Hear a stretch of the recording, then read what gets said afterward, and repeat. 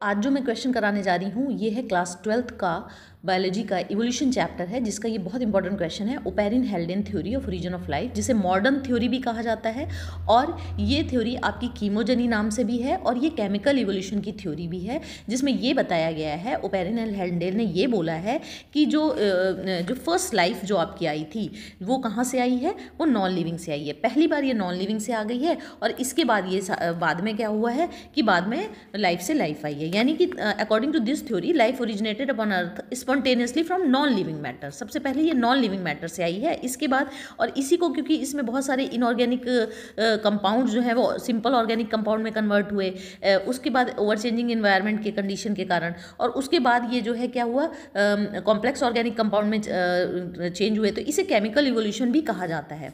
ठीक है, तो ये केमिकल इवोल्यूशन की थ्योरी भी है प्रिमिटिव अर्थ की। तो इसे नेचुरलिस्टिक थ्योरी भी बोलते हैं। ओपेरिन हेल्डेन थ्योरी को केमिकल थ्योरी, नेचुरलिस्टिक थ्योरी और मॉडर्न थ्योरी भी कहा जाता है। ये ओपेरिन जो थे वो रशियन साइंटिस्ट थे, और इन्होंने अपनी बुक भी एक लिखी थी द ओरिजिन ऑफ लाइफ, और जेबीएस हेल्डेन जो थे वो इंग्लैंड के थे। ठीक है, और 1953 आप इसको 1953 में ये करा हुआ था। ठीक है, ये एक्सपेरिमेंट हुआ था, ये बहुत ही इंपॉर्टेंट एक्सपेरिमेंट है। तो सबसे पहले ये मॉडर्न व्यू देखें, इसमें क्या है, इसमें दो तरीके से, एक केमिकल इवोल्यूशन है जो इन्होंने दिया, और इसके बाद बायोजेनी है।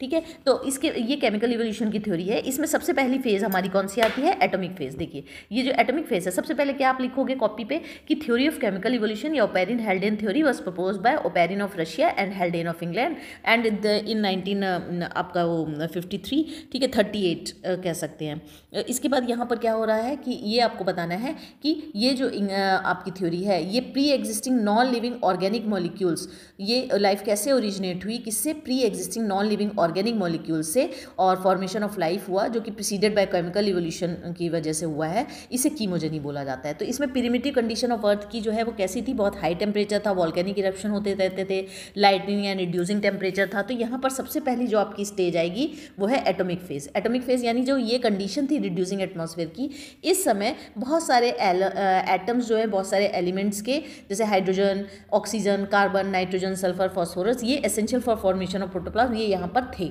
मौजूद थे। ठीक है, ये फ्री स्टेट में थे। इसके बाद यानी free atoms are available in reducing atmosphere primitive earth. इसके बाद सेकंड क्या हुआ, हाइड्रोजन जो है इनमें सबसे ज़्यादा था, और हाई टेम्परेचर की वजह से हाइड्रोजन जो है वो रिएक्ट कर गया ऑक्सीजन से।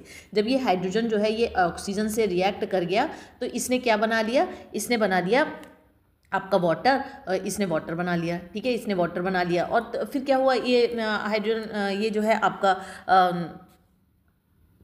ये जो है ये वाटर इनऑर्गेनिक मॉलिक्यूल्स कुछ बन गए। कोई भी फ्री ऑक्सीजन उस समय नहीं थी एटमॉस्फेयर में, तो ये रिड्यूसिंग एटमॉस्फेयर का टाइम चला था। तो फ्री एटम जो है वो सिंपल मॉलिक्यूल्स बन गए, क्योंकि hydrogen, nitrogen, water vapour, methane, ammonia, ये सारे के सारे बन गए। ठीक है, वो सबसे ज़्यादा रिएक्टिव एटमॉस्फेयर, प्रिमिटिव एटमॉस्फेयर में हाइड्रोजन थी, तो सबसे पहले हाइड्रोजन जो है वो ऑक्सीजन से कंबाइन कर गए और उसने वाटर बना दिया। कोई भी फ्री ऑक्सीजन उसने नहीं छोड़ी, सब क्या बना दिया, पानी बना दिया।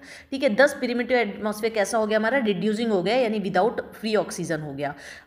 जैसे ये जो अभी का हमारा एटमॉस्फेयर है ये ऑक्सीडाइजिंग एटमॉस्फेयर है, यहाँ पर फ्री ऑक्सीजन है, लेकिन उस समय ऐसा नहीं था। जितनी भी हाइड्रोजन थी उसने वाटर ऑक्सीजन के साथ मिलकर क्या बना दिया, आपका वाटर बना दिया।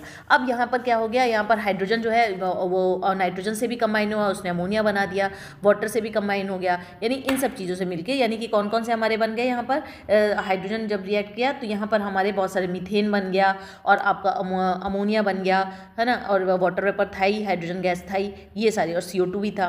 तो इस तरीके से धीमे धीमे फिर क्या हुआ, ये जो सिंपल मॉलिक्यूल्स थे ये इंटरेक्ट हो गए, और इन्होंने क्या बनाया, सिंपल ऑर्गेनिक मॉलिक्यूल, जैसे सिंपल शुगर वगैरह। जब अर्थ कूल डाउन हुई तो बहुत सारी बारिश हुई, जो बहुत सारे अर्थ में गड्ढे थे उन सब में पानी भर गया, तो ये मॉलिक्यूल्स भी अब वाटर में, ओशन में जाके आपस में रिएक्ट किए, और इन्होंने सिंपल ऑर्गेनिक कंपाउंड बना लिया। सिंपल ऑर्गेनिक कंपाउंड बनाने के बाद फिर इसमें रिएक्शन हुए, और रिएक्शन होकर इन्होंने कॉम्प्लेक्स ऑर्गेनिक कंपाउंड, जैसे कि आपका ग्लूकोज था तो कार्बोहाइड्रेट बन गया, अमीनो एसिड्स तरह तरह के एलिनिन वगैरह थे तो क्या बन गए आपके सिंपल, इससे आपके प्रोटीन बन गया, नाइट्रोजनस बेसिस से न्यूक्लिक एसिड बन गया, तो इस तरीके से फैटी एसिड, ग्लिसरॉल से लिपिड बन गया। तो इस तरीके से ये जो है ओशियन में इसको क्या बोलेंगे, hot dilute soup, prebiotic soup भी बोला जाता है, क्योंकि इसमें सारे के सारे आपके simple and complex organic compound बन बन के पड़े हुए थे। तो hence the possibility of life यहाँ से कही जा सकती है, क्योंकि यही मैक्रोमॉलिक्यूल हमें प्रोटोप्लाज्म में भी मिलते हैं, जो कि सेल का पार्ट है, और सेल एक लिविंग थिंग है। तो फ्री एटम्स जो हाइड्रोजन, नाइट्रोजन, ऑक्सीजन वगैरह थे, फिर फॉर्मेशन ऑफ इनऑर्गेनिक कंपाउंड हुआ जिसमें वाटर वेपर, हाइड्रोजन, अमोनिया, ये CO2 भी था। फिर इससे सिंपल ऑर्गेनिक मॉलिक्यूल्स, ये जो हाइड्रोजन गैस थी ये रिएक्ट कर गई बाकी चीज़ों से और इन्होंने क्या बना लिया, simple sugar, fatty acid, glycerol, methane वगैरह। और इन्हीं के कंडेंसेशन से और आपस में कोलिजन से क्या बन गया, कॉम्प्लेक्स ऑर्गेनिक मॉलिक्यूल यहाँ पर वाटर के अंदर बन गया। और फिर उसके बाद इसमें क्या बना, यहाँ तक तो आपकी थ्योरी ओपैरिन हेल्डेन ने दी है।